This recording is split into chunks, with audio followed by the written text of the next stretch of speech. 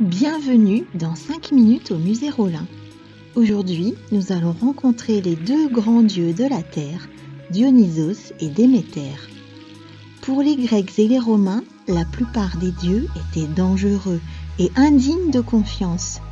Entre guerres, séductions et tromperies diverses, les histoires de la mythologie gréco-romaine ne manquent pas d'aventures, où les dieux ont tous les défauts des hommes. Certains comptèrent cependant parmi les meilleurs alliés de l'humanité, comme Déméter, appelée Cérès chez les Romains, la déesse des moissons, et Dionysos, appelé Bacchus chez les Romains, le dieu de la vigne. On les appelle les deux grands dieux de la terre. Déméter et Dionysos étaient célébrés tous les 5 ans, pendant 9 jours, lors de fêtes mystérieuses et secrètes, dans une petite ville près d'Athènes, en Grèce, à Éleusis. Les mystères de la germination, de la croissance, de la mort et du renouvellement des plantes et des saisons intriguaient et inquiétaient les hommes qui s'en étonnaient et tentaient d'en donner des explications par des rituels et des fêtes en l'honneur de ces dieux tellement importants pour leur survie. Leurs histoires sont racontées par les plus grands poètes de l'Antiquité, comme Homère, Hésiode ou Euripide, entre le 8e et le 5e siècle avant Jésus-Christ. Plusieurs de leurs nombreuses aventures sont illustrées au musée Rolin. Dans ce tableau, peint par Charles-Joseph Natoire au milieu du XVIIIe siècle, on retrouve la déesse Déméter ou Cérès. Le visage tourné vers le spectateur, elle tient dans ses bras un enfant qu'elle allaite. Elle est vêtue d'une draperie rouge sur une tunique légère blanche avec une couronne d'épis posée sur ses cheveux. Un panier de fruits est posé près d'elle. À droite, des amours, ces petits enfants dodus et ailés, cueillent les fruits sur un arbre. L'enfant est Triptolème, fils du roi d'Éleusis. En récompense de l'hospitalité que Déméter avait reçue chez le roi, elle lui enseigna à cultiver la terre ou récolter des fruits et des céréales pour que l'humanité ne meure pas de faim. Elle lui donna pour cette mission un char traîné par des dragons ailés afin de parcourir le monde. Il est lié à la déesse dans les fêtes d'initiation au mystère d'Éleusis.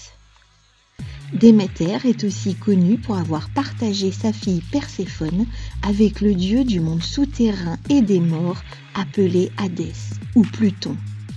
Il était tombé amoureux de Perséphone et l'avait enlevée un jour qu'elle cueillait des narcisses. Déméter, folle de douleur d'avoir perdu sa fille chérie, plongea le monde des hommes dans l'hiver en apportant la désolation sur terre. Plus rien ne poussa, ni dans les champs, ni dans les vergers. Mais Hadès ne voulut pas se séparer de la fille. Ils décidèrent que Perséphone reviendrait vers Déméter la moitié de l'année. C'est ainsi qu'apparut le rythme des saisons. À chaque printemps, Perséphone revenait d'entre les morts en apportant son étincelante beauté qui suffisait à faire reverdir et fleurir la nature. À chaque automne, elle retournait vers son époux, le puissant dieu du sombre et inquiétant monde souterrain, Hadès. Ce tableau fait partie d'une série représentant les 4 éléments. Ici, il s'agit bien sûr de la terre. Dionysos, l'autre dieu de la terre, est au centre de nombreuses aventures. Sa naissance même est exceptionnelle. Il est le fils de Zeus et de la mortelle Sémélé. À la mort de cette dernière, Zeus récupéra Dionysos prêt à naître et le cacha dans sa cuisse jusqu'à sa naissance pour lui éviter les représailles de son épouse Héra qui était très jalouse. Connaissez-vous l'expression « se croire né de la cuisse de Jupiter » ? Elle signifie penser que l'on est extraordinaire, tel un dieu. Un tableau du musée Rolin peint par Hendrik van Balen au XVIIe siècle raconte ses amours avec Ariane.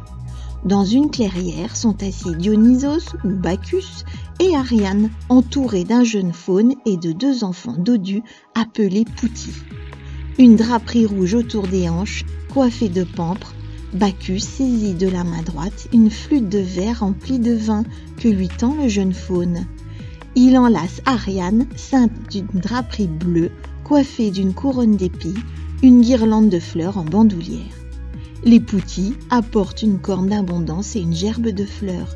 Des fruits et des légumes d'automne s'amoncellent au premier plan. Des lapins dans le sous-bois à droite, symbolisant l'amour, font écho aux liens qui vont bientôt unir Ariane au dieu du vin. Un récit mythologique rapporte que Thésée, après avoir vaincu le Minotaure grâce au fil d'Ariane qui lui avait évité de se perdre dans le labyrinthe, avait abandonné la pauvre Ariane sur une île. Elle se serait consolée dans les bras de Dionysos. Dionysos enseigna aux hommes l'art de faire du vin, ce breuvage extraordinaire, consommé aussi bien lors de banquets ou de cérémonies religieuses. Le culte réservé à Dionysos est centré sur deux idées, la liberté, l'extase et la joie, mais aussi la brutalité sauvage. Le dieu du vin a le pouvoir de donner l'un ou l'autre à ses adorateurs. Il peut être le bienfaiteur de l'homme, mais aussi son destructeur. Chez les Grecs et les Romains de l'Antiquité, Déméter comme Dionysos sont des dieux à part.